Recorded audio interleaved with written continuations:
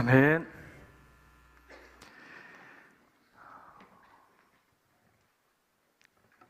여러분 MBTI라고 들어보셨죠? 예. 여러분들은 어떤 성격의 유형이십니까? 성경의 인물들 자세하게 잘 살펴보면 성경의 인물들도 어떤 MBTI 성격 유형인지 한번 발견해보는 재미가 이게 쏠쏠합니다. 예수님 제자 중에 아주 꼼꼼한 성격의 유형을 가지고 있는 사람 누구일까요? 벌써 눈치가 빠르신 분들은 벌써 대답을 하셨을 거예요. 오늘 우리 본문을 읽은 마태입니다. 마태는 MBTI에서 이 S 유형이 아주 강한 사람처럼 보입니다. 이 유형의 사람들은요, 영화를 볼 때 영화의 전체 이 주제가 무엇인지를 보기보다는 굉장히 디테일한 것들을 본다고 그래요. 소품이 어떤지, 그리고 배우의 연기가 이게 괜찮은지, 그리고 작은 줄거리들이 자연스럽게 연결이 되고 있는지 신경을 쓴다고 합니다. 이분들은 비행기를 타면서도요, 어머나 비행기가 추락하면 어떻게 하지? 비행기가 추락해도 바다 위에 떨어지면 참 좋을 텐데 내가 그래도 수영을 잘할 수 있으니까 바다 위에 떨어지면 분명히 살 수 있을 거야. 그런데 바다가 너무 추우면 어떻게 하지? 얼어 죽으면 어떻게? 이렇게 꼬리에 꼬리를 계속 무는 그러한 이제 아주 치밀한 성격을 가지고 있는 성격 유형이 바로 이 S 유형, 마태라고 합니다. 그래서 성경학자들은요, 이러한 성격 유형을 가지고 있는 마태가 쓴 복음서를 다른 복음서와 비교를 해봤을 때 구조적으로 아주 치밀하고 정교하고 완성도가 높다라고 그렇게 이야기를 합니다. 여러분이 꼼꼼쟁이, 제가 꼼꼼쟁이라고 이제 부를 텐데요. 마태의 직업이 무엇인지 아세요? 예. 얼마 전 우리가 만났던 이 삭개오와 동종업계에 일했던 사람이 바로 이 마태입니다. 세리죠. 그 자기의 민족을 식민 통치했던 로마의 부역자, 로마가 부과한 세금을 걷어들이면서 자기의 호주머니를 채우면서 살았던 사람이 바로 이 마태였어요. 그의 특기는 세금을 부과하고 정확한 날짜에 세율에 맞게 징수하는 것이었습니다. 이런 마태의 똑부러짐, 그리고 이 꼼꼼함이 그의 복음서에서도 우리가 잘 발견할 수 있다는 겁니다. 주제와 사건, 시간을 아주 정교하게 디테일하게 배열을 하고 있는 모습을 볼 수가 있어요. 그리고 또 한 가지 우리가 주목해 볼 것은 이 마태의 출신입니다. 마태의 가문, 가정이에요. 그의 원래 이름은 마태가 아니라는 것을 우리가 알 수가 있어요. 예수님 만나고 그분을 따라다니면서 예수님께서 새롭게 지어주신 이름이 마태고요. 마가복음 2장 14절을 가서 보면 그는 원래 이 알페오의 아들 레위라는 사실을 우리가 알 수 있어요. 알페오의 아들 레위. 비록 지금 어떠한 배경에서 어떠한 상황에서 그가 이 세리로 살아가게 되었는지는 제대로 알 수가 없지만 그는 레위라는 이름을 가지고 있는 정통파 유대인이라는 사실을 우리가 알 수가 있어요. 레위라는 이름은 이 뜻은 연합하다라는 그런 의미를 가지고 있습니다. 그 이름의 뜻처럼 이 레위 지파는 무엇을 하면서 살았던 사람들이죠? 하나님과 먼저 개인적으로 연합하고 자기의 백성들을 하나님과 연합시키는 제사를 위해서 구별되어 살아가던 사람들이 바로 이 레위인들이었습니다. 그러한 의미로요, 부모가 이렇게 이름을 지어줬을 거예요. 너는 하나님과 연합하고 하나님을 예배하고 율법을 잘 지키는 하나님의 백성으로 그렇게 살아갔으면 좋겠어. 레위야. 그렇게 이름을 붙여줬을 거예요. 그런데 이 레위의 현실은 어떻습니까? 굉장히 불명예스러워요. 동족에게 따돌림 당하고 손가락질 당하고 경멸의 대상, 로마의 세리로 살아가고 있는 이 레위, 마태의 모습입니다. 현실은 그래요. 하지만 이 레위가 예수님을 만나고 변화가 되죠. 인생을 변화된 모습으로 살아가게 됩니다. 이제 마태라는 이름으로 이 복음서를 기록을 하고 있는데요. 자신의 성품, 인격, 그 필력을 다 사용해서 성령의 감동하심을 따라 말씀을 기록해 내려가고 있는 겁니다. 그러한 마태복음에서 두드러지는 특징이 있는데 그것이 바로 이 세리로 살았던 그 삶의 경험 가운데서 나오는 특유의 꼼꼼함, 치밀함, 이 디테일을 중요하게 여기는 그의 모습, 그리고 유대인들을 향한 그의 관심이 이 마태복음의 특징이라는 거예요. 그래서 마태복음은 특히 유대교회에서 개종한 유대 기독교인들에게 굉장히 큰 인기를 끌었다라고 합니다. 마태복음을 읽어보면요, 이 구약의 메시지들이 많이 인용되고 있는 것을 볼 수가 있어요. 구약이 어떻게 성취가 되었는지, 그리고 구약과 신약이 어떠한 차이점이 있고 어떠한 연속성이 있는지, 유대교와 기독교의 차이점과 그 연속성, 그거에 대해서 잘 보여주고 있는 말씀이 논리적으로 보여주고 있는 책이 바로 이 마태복음입니다. 이렇게 성령의 감동이 되어서 이 복음서를 써내려 가는데요, 이 마태, 신약의 시작, 그 위대한 신약의 시대의 프롤로그를 무엇으로 지금 시작을 하고 있습니까? 다시 한번 마태복음 1장 1절 말씀을 읽어보겠습니다. 마태복음 1장 1절 같이 읽습니다. 아브라함과 다윗의 자손 예수 그리스도의 계보라 라고 되어 있어요. 이전 개역 한글 성경에 가서 보니까 이 부분을 이렇게 해석을 해놓았어요. 아브라함과 다윗의 자손 예수 그리스도의 세계라 라고요. 바로 예수님께서 이 땅 가운데 어떻게 오시게 되었는지를 잘 보여주고 있는 계보, 바로 이 족보가 어떠한 세계를 보여주는데, 그 세계가 누구의 세계란 말씀입니까? 예수 그리스도의 세계라는 거예요. 여러분들 가정에 족보 혹시 가지고 있는 분들 계세요? 족보 정말 있을까요? 여러분들 가정에? 여러 이름들이 한문으로, 읽기도 힘든 한문으로 막 가득하게 빼곡하게 잔뜩 쓰여 있는 굉장히 두꺼운 책이죠. 평소 때는 잘 펼쳐보지도 않습니다. 그런데 당시 족보는요, 유대인들에게 굉장히 큰 가치를 가지고 있었다고 그래요. 예수님 당시에 이스라엘 땅을 누가 통치를 했어요? 헤롯 대왕이 통치를 했는데요, 헤롯은 절반은 에돔 사람이고 절반은 유대인이었다고 합니다. 그래서 이 혈통적 순수성을 갖지 못해서 제대로 된 족보에 자기 이름이 올라가 있지 못한 그 컴플렉스가 있어서 이 모든 족보를 다 파기하라고 그렇게 명령했다는 거예요. 때문에 족보는요, 그 당시 사람들에게 내 정체성, 나는 도대체 어디에서 왔는가, 그 뿌리를 확인할 수 있는, 증명할 수 있는 아주 소중한 자료였다라는 겁니다. 그래서 이 마태복음을 딱 펼쳤을 때 처음 등장하고 있는 이 타이틀, 무엇이죠? 아브라함, 다윗과 그의 자손 예수 그리스도의 족보. 하나님의 세계가 이 족보를 통하여 놀랍게 확 펼쳐지는 모습을 보면서요, 유대 기독교인들은 굉장히 큰 매력을 느꼈을 거라고 그렇게 이야기를 해요.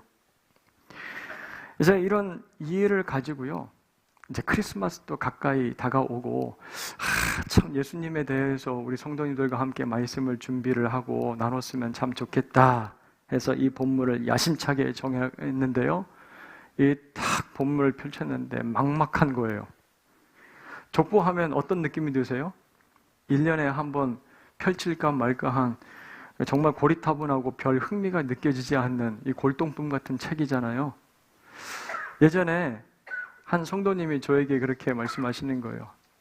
아유, 목사님, 새벽 기도 때 어떻게 그 본문이 걸렸어요? 야, 그 본문으로 어떻게 설교할지 내가 다 고민이 되더라고요. 어떻게 제대로 설교는 하셨어요? 그렇게 물어보시는 거예요. 저도 이 마태복음 1장 딱 펼칠 때요, 당시 유대인들이 느꼈을 그 감격스러움. 나는 도대체 누구일까? 막 이 경이로움에 매료될 줄 알았어요. 그런데 바로 튀어나오는 말이 뭐였냐면요, 큰일 났다. 야, 이거 어떻게 하나? 본문 잘못 선택했나? 야, 이것도 토요일 날 밤늦게까지 곡소리 나면서 내가 설교 준비하겠다, 이런 생각이 드는 거예요. 그런데 말씀을 읽고 또 읽고 그러면서 이렇게 기도했어요. 성령님, 마태를 감동해서 이 말씀을 써내려 가신 성령님께서 제 마음 가운데도 감동해 주세요. 그 감동을 가지고 이 말씀을 읽게 해 주세요. 그렇게 하나님 앞에 기도하면서 다시 한번 말씀을 바라보는데요. 오늘 말씀이 딱 이렇게 보이기 시작하는 거예요. 오늘 말씀 제목이 무엇입니까? 주보를 좀 확인을 하세요. 주보를 확인을 하시면 가족 사진입니다. 오늘 말씀 제목이. 예수님께서 딱 가운데 서 계시고요. 얼굴은 다 알 수 없지만 한 사람 한 사람 얼굴들이 그 가족 사진에 이렇게 보이는 것처럼 느껴지는 거예요. 상상이 되는 거예요. 아브라함, 이삭, 야곱, 다윗, 솔로몬, 히스기야, 여러 성경의 인물들이 이 사진에 한 명씩 한 명씩 떠오르는 것처럼 상상이 되고요. 그렇게 제 눈앞에 거대한 한 장의 가족 사진, 그 속에 환하게 웃고 있는 저의 얼굴도 딱 보이는 거예요. 얼마나 감격스러워야죠. 얼마나 감사해야죠. 사랑하는 여러분, 오늘 말씀을 통해 예전에 따분하고 나와 별 관계가 없어 보이고 의미도 없었던 것 같았던 이 족보가 저와 여러분들 눈에 하나님께서 우리를 위하여 준비해 주신 가족 사진으로 보일 수 있게 되기를 간절히 소원합니다. 그리고 이 가족 사진이 오늘 우리에게 들려주시는 메시지를 통하여 우리가 함께 은혜를 나누려고 하는 거예요. 오늘 우리가 보고 있는 이 가족 사진에서 발견할 수 있는 첫 번째 메시지는 무엇입니까? 절망과 희망의 이야기예요. 절망과 희망의 이야기. 먼저 이 족보는요, 우리가 너무나 잘 알고 있는 이름으로 시작을 하고 있습니다. 누굽니까? 아브라함이에요. 아브라함은 이스라엘 민족의 조상, 믿음의 조상, 누구 하나 모르는 사람이 없어요. 아브라함 하면요. 하지만 그에게 큰 절망 그리고 위기가 있었어요. 무엇입니까? 그의 대를 이을 후손이 그에게는 없었다라는 거죠. 아브라함의 아내 이 사레는요, 아이를 갖지 못하는 자기의 이 절망적인 불가능의 상태 가운데서 당시 사람들이 일반적으로 그리고 또 너무나 당연하게 선택하는 방법을 사용하고 있어요. 자기 몸종 하갈을 통해서 아브라함의 후손을 이어가려고 노력합니다. 하지만 여러분, 창세기 16장 오늘 집에 돌아가서 한번 읽어보시길 바라는데요, 16장을 읽어보면 그 방법 때문에 이 가정이 얼마나 큰 위기에 빠지는지를 우리가 볼 수가 있어요. 오해가 생기고 미움이 있고 질투와 다툼이 있고, 그래서 하나님께서 택하신 이 가정이 막 와르르 무너져 버릴지 모르는 그러한 위기 가운데 빠져요. 그러한 위기도 넘어가서 이제 아브라함의 나이가 몇 세가 됩니까? 99세가 돼요. 더 이상 이 생물학적으로 이 자녀를 가질 수 없는 그러한 늙은 아브라함에게 하나님께서 찾아와서 말씀해 주시는데, 창세기 17장 16절 말씀 같이 한번 읽어보겠습니다. 16절 말씀. 내가 그에게 복을 주어 그가 네게 아들을 낳아주게 하며 그를 여러 민족의 어머니가 되게 하리니 민족의 여러 왕이 그에게서 나리라. 아멘. 지금 이 약속 누구에게 주고 있는 거예요? 아브라함에 주고 있는데 이 약속의 직접적인 수혜자는 바로 사라, 그의 아내죠. 그런데 하나님의 이 약속을 듣고요, 아브라함 이 약속 앞에서 어떻게 반응하는지 여러분들 잘 한번 보세요. 내 인생 살 만큼 살았고 심각한 위기도 내가 잘 겪었는데, 그러면서 아브라함 뭐라고 대답하는지 여러분 17절 말씀을 보세요. 제가 읽어드리겠습니다. 아브라함이 엎드려 웃으며 마음속으로 이르되 100세 된 사람이 어찌 자식을 낳을까? 사라는 90세니 어찌 출산하리요? 하나님, 제가 지금 100세입니다. 제가 어떻게 자식을 낳겠습니까? 그리고 제 아내도 90세입니다. 여러분, 사람이 하나님의 음성이 들려오고 주시는 약속에 대해서 이렇게 반응하는 모습이 정말 큰 위기겠다라는 생각이 들었어요. 말씀 앞에서 여러분, 썩소가 뭔지 아시죠? 썩소를 날리면서 회의적으로 중얼거리는 모습. 하나님 앞에서요, 막 격하게 반응하면서 막 화를 내는 것보다 어떻게 보면 훨씬 더 심각하고 무서운 모습이겠다라는 생각이 들었어요. 우리에게도 이런 위기가 찾아올 때가 있지 않습니까? 하나님, 제가 해볼 거 다 해봤습니다.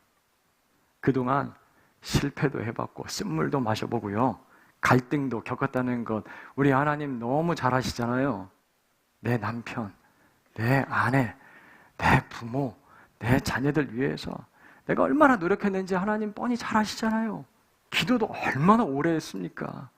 그런데 이제 와서 변화가 되겠습니까? 이제 웃음이 중요해요. 있는 사람들이나 잘 되게 하세요. 하나님, 우리 교회도요, 훈련도 하고 봉사도 하고 이런저런 사역도 하고 선교도 해봤고 다 했습니다. 다시 한다고 해서 새롭게 변화가 되겠습니까? 어떤 성장과 성숙을 하나님께서는 지금 바라고 계십니까? 지금 하던 일이나 잘 되게 하시죠. 뭐가 또 중요하다고요? 썩소입니다.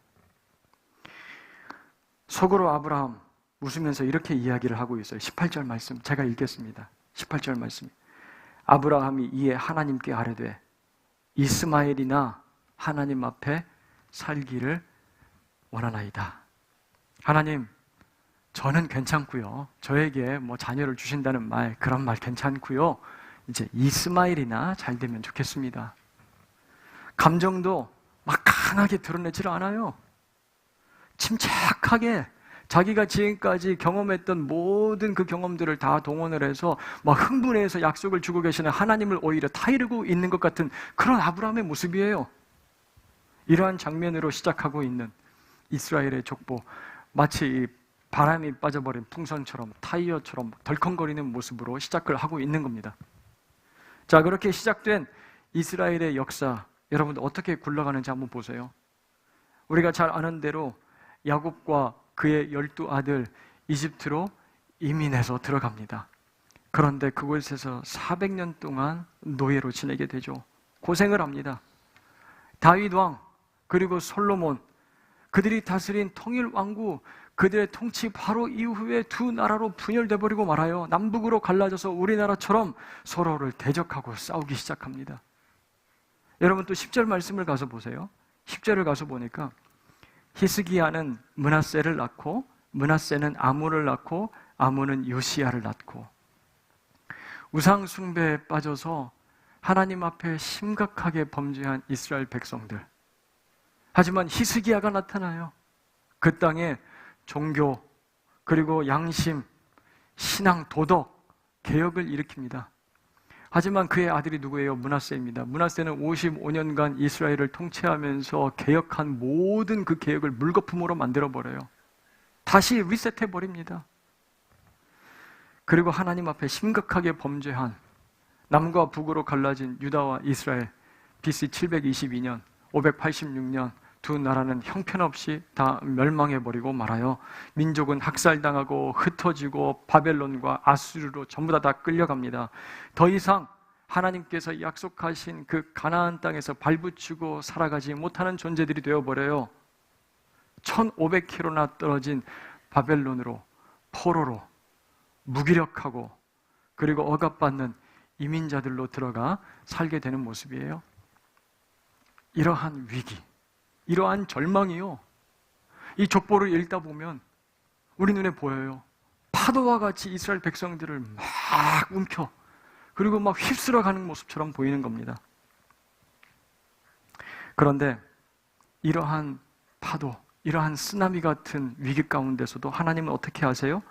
계속해서 멈추지 않고 오늘 말씀에서 우리가 발견할 수 있는 단어가 있죠. 무엇입니까? 낳고입니다. 2절 말씀을 다시 한번 보세요. 아브라함이 이삭을 낳고 이삭은 야곱을 낳고 유다와 그의 형제들은 또 낳고. 여러분 오늘 이 족보, 이 가족 사진에서 한 가지 사라지지 않는 아주 강력한 희망을 우리가 발견하게 되는데요. 그것이 무엇입니까? 생명력이에요. 생명력. 꺼지지 않는 희망. 세차게 불어오는 그 바람, 풍전 등어와 같이 촛불 하나가 연약하게 서 있는데요. 그 촛불이 꺼지지 않고 계속해서 강하게 타고 있는 그 심지가 보이는 거예요. 아브라함은 하나님의 약속대로 100세에 이삭 아들을 얻게 돼요. 이집트에서 노예로 400년 동안 고생하던 이스라엘 백성들, 하나님이 세우신 지도자 모세의 인도를 따라 약속하신 가나안 땅으로 들어가게 됩니다. 다윗 왕을 통하여서 하나님이 다스리시는 나라가 얼마나 아름다운지를 경험했음에도 불구하고 반역해서 황폐한 땅으로 보내버린 그 가나안 땅, 그리고 바벨론의 포로로 끌려갔지만, 여러분 11절과 12절 말씀을 가서 보시면 뭐라고 하세요? 바벨론으로 잡혀갈 때에도, 바벨론으로 잡혀가서 그 땅에 살아가면서도 어떻게 하고 있어요? 낳고 또 낳고 낳고입니다. 생명의 역사가 끊이지 않고 멈추지 않고 계속해서 이루어지고 있는 모습을 보게 되는 거예요. 여러분, 키우는 아이들에게 가족 사진 보여주면 아이들이 이렇게 이야기를 할 때가 있죠. 나 어딨어? 난 어딨어? 이렇게 얘기할 때가 있어요. 제 딸아이도요, 어릴 때 저희 부부 결혼식에서 찍은 사진, 이제 가족 사진으로 같이 이제 찍은 사진을 보여주면요, 그렇게 얘기를 하는 거예요. 할아버지, 할머니, 고모, 삼촌, 작은 아빠, 엄마들 다 여기 있는데, 그리고 엄마, 아빠도 여기 있는데 왜 나만 없어요? 왜 나만 어디 갔어? 막 그러는 거예요. 넌 이때 없었어. 그러면 되게 서운해합니다. 왜 자기만 사진에서 빠졌냐고 막 그래요. 이렇게 다시 말해줍니다. 너는 이때 아직 태어나지 않아서 없는 거야 라고 이야기를 해요. 그런데 하나님이 나중에 엄마 아빠한테 너무나 귀한 선물로 우리 딸아이를 주셨지, 우리 예지가 우리 가정에 선물로 찾아왔지, 그러면 그때서 헤 웃어요. 지금 그 딸아이를 보고 있으면 그때 가족 사진에는 보이지 않았고, 그리고 상상할 수도 없었지만, 어떤 아이인지 우리가 도저히 알 수 없었지만, 하나님께서 보내주시기로 한 그 아이, 하나님의 계획 가운데 우리와 함께 있구나, 하나님께서 이루셨구나 라는 생각을 하게 됩니다.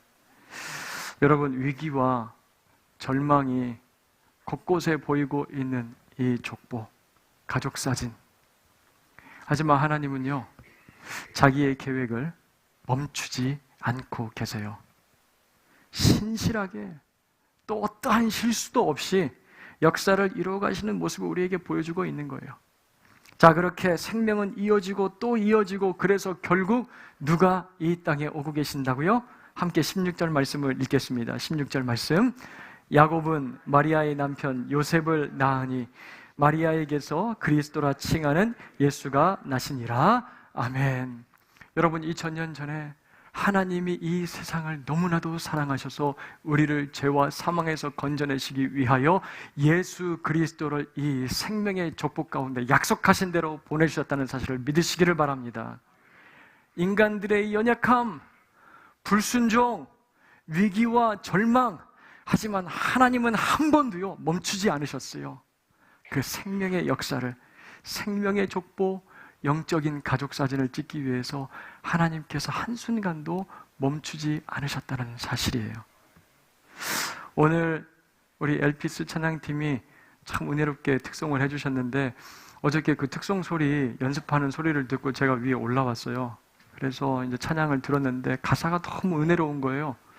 그래서 이 가사를 한번 찾아봤어요. 또 어저께도 몇 번 들어보고요. 가사의 한 소절입니다. 날 부르신 뜻 내 생각보다 크고, 날 향한 계획 나의 지혜로 측량 못하나, 가장 좋은 길로, 가장 완전한 길로 오늘도 날 이끄심 나는 믿네. 사랑하는 여러분, 우리의 삶 가운데요, 깊은 절망, 고통, 먹구름처럼 그림자가 짙게 드리울 때가 있어요. 하지만 오늘도 우리의 아버지 되시고 우리의 주인 되시는 우리 하나님께서 우리를 붙드시고 생명의 길로 날마다 인도하고 계심을 저와 여러분들 기억할 수 있게 되기를 주님의 이름으로 축복합니다. 지금 다 볼 수가 없어요. 지금 다 알 수가 없어요. 그렇지만 우리의 생각과 계획을 뛰어넘어서 하나님께서 우리의 삶을 생명의 길로 인도하고 계신다는 사실, 오늘 이 족보 가족 사진을 통하여 발견하고 하나님 앞에 감사하며 예배드릴 수 있는 저와 여러분들 모두가 되길 주님의 이름으로 다시 한번 축복합니다. 자, 그런가 하면 우리는 때로 이러한 생각을 할 때가 있어요. 아유, 그래, 하나님의 나라 세워가는 이러한 놀라운 역사, 이 역사는 뭔가 갖춰져 있는 사람들이 감당할 수 있을 거야 라는 생각. 그래서 이 족보를 지금 우리가 읽고 가족 사진을 보면서도요, 그래, 하나님의 가족 사진 그 족보 안에는 이 금수저들이 쫙 가지런하게 나열되어 있을 거야 생각을 합니다. 예수님의 그 가족 사진에는요, 유명한 선지자, 제사장들, 장군과 지도자들이 멋지게 V자 딱 그리면서 이렇게 웃으면서 사진 찍고 있을 것처럼 생각이 되는 거예요. 그런데 유대인들 이 족보를 보면서요, 깜짝 놀랐을 거예요. 왜냐하면 굉장히 낯선 이름들, 그들의 관례로 볼 때 도저히 납득할 수 없는 그 이름들이 이 족보 안에 들어가 있거든요. 등장합니다. 바로 이 족보에 기록되어 있는 여인들의 이름이에요. 당시 그 여인들, 여성들의 입지는요, 굉장히 열악했다고 그래요. 사회적으로, 문화적으로 남성에게 귀속된 권한 아래에 있었다고 그래요. 재산을 상속받을 수도 없었고요, 법정에서 뭔가를 증언할 수 있는 법적인 권리나 권위도 가지고 있지 못했다고 그래요. 사람이기보다는 물건처럼 취급받았던 그 존재들, 여성. 그래서 율법에 굉장히 충실했던 유대인들은요, 자기가 이방인이나 그리고 노예나 여인으로 태어나지 않은 것에 대해서 하나님께 감사했다고 합니다. 자, 그런데 예수님 이 족보에 무려 4명의 여인이 등장을 하고 있어요. 이 4명의 여인들 어떤 사람들이에요? 이 제출한 이력서를 보면요, 전부 다 서류 심사에서 탈락할 사람들입니다. 유대인들이 기다리고 있는 메시아의 그 가족 사진 족보에 도저히 끼어 들어갈 수 없는 그런 사람들인 거예요. 아브라함의 아내 사레도 아니고, 이삭의 아내 리브가도 아니고, 야곱의 아내 레아와 라헬도 아닙니다. 3절을 가서 보세요. 거기에 등장하는 여인 다말, 그녀는 간음했던 여인이었습니다. 5절 말씀 가서 보니까 라합을 만날 수가 있는데요, 라합은 여리고 출신 기생이었어요. 창기였습니다. 6절 말씀 가서 보니까 요리아의 아내라고 되어 있죠. 밧세바입니다. 밧세바는 누구입니까? 다윗의 유혹 그리고 강압으로 인해서 그의 아내가 되었고 그의 아들을 낳았죠. 하지만 첫 번째 아들은 잃어버리고 두 번째 아들 솔로몬을 통해서 이스라엘의 왕위를 계승한 여인이에요. 그리고 마지막으로 5절 말씀, 룻이라는 여인을 만날 수가 있어요. 그녀의 출신은요, 모압입니다. 모압 여인이에요. 그런데 신명기 23장 3절 말씀을 가서 보니까 모압 사람들은 하나님의 거룩한 총회에 들어올 수 없었다. 그 모압 족속들과 이스라엘 백성들이 섞일 수 없다라고 그렇게 언급을 하고 있어요. 야, 이거 뭐 실수 크게 하고 있는 건 아니야? 형편없는 사람도 여기 예수님의 족보 안에 이렇게 들어가 있으면 어떡해? 그런 생각이 드는 거예요. 그런데 성령께서 마태의 손을 딱 붙들어서 이 사람들 이름 빼놓지 않고 선명하게 하나하나 기록하게 만들고 계시는 거예요. 여러분 왜 그러셨을까요? 지금 가족 사진을 찍는데 잠깐만, 이 다말 씨, 골라합 씨, 룻 씨, 밧세바 씨 여기 빠져요.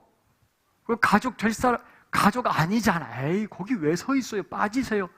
이렇게 얘기를 하진 않아요. 다 그 가족 사진 안에서 환하게 웃고 있을 때까지 기다렸다가 셔터를 누르고 있는 마태의 모습을 우리가 볼 수가 있는 거예요. 그렇게 예수님의 가족 사진이 탄생이 됩니다. 그리고 마지막으로 우리는 한 여인을 더 볼 수가 있죠. 함께 16절 말씀을 읽겠습니다. 16절입니다. 야곱은 마리아의 남편 요셉을 낳았으니 마리아에게서 그리스도라 칭하는 예수가 나시니라. 아멘. 예수의 어머니 마리아, 족보에 기록된 마지막 여인인데요. 예수님을 어떻게 낳죠? 결혼하기 전 성령의 잉태하심을 통하여 낳게 됩니다. 자칫 잘못하면 이 마리아도 부정한 여인으로 낙이 질 뻔했어요.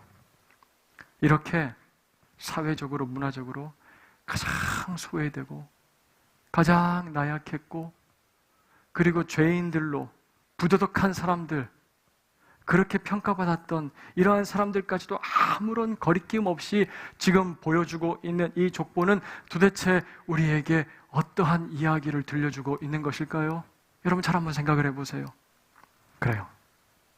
자격 없는 자들도, 죄인들도 하나님의 은혜 가운데 있으면 그 가족 사진에서 함께 예수님과 사진 찍을 수 있는 사람들이라는 사실을 우리에게 보여주고 있는 거예요. 하나님의 은혜를 보여주고 있습니다. 그렇게 세워져가는 하나님의 나라, 하나님의 놀라운 계획, 그 안에서는 누구도 차별이 없다라는 말씀이에요. 이방인과 유대인, 남성과 여성, 율법적으로 누가 더 깨끗하고 덜 깨끗한가, 이건 문제가 되지 않는다는 거예요. 왜냐하면 하나님의 은혜는 이 모든 장벽들을 무너뜨리고 그리고 파괴하는 능력이 있기 때문에 그래요. 이 족보는 우리에게 강력한 메시지를 전달을 하고 있습니다. 하나님의 은혜 안에서, 은혜 아래서 우리 모두가 그분의 백성이 되었다면 그 어떤 차별도, 어떤 편견도, 선입견도 우리 가운데 장벽으로 세워질 수 없다라는 말씀이에요. 지연도, 학연도, 가진 자와 못 가진 자, 정치적 당파성으로 인한 양극화, 이러한 것들이 교회 안에 담이 되어 하나님의 백성들을 갈라놓지 못한다는 사실이에요. 은혜로 구원받은 지체라면, 그게 바로 내 옆에 있는 지체들이라면, 네가 지금 너 왜 여기에 있는데? 너 가족될 자격 없잖아. 누구 한 사람도 교회 안에 그렇게 말할 수 있는 사람 없다라는 말씀이에요. 로마서 3장 22절, 쉬운 성경으로 제가 읽어드리겠습니다.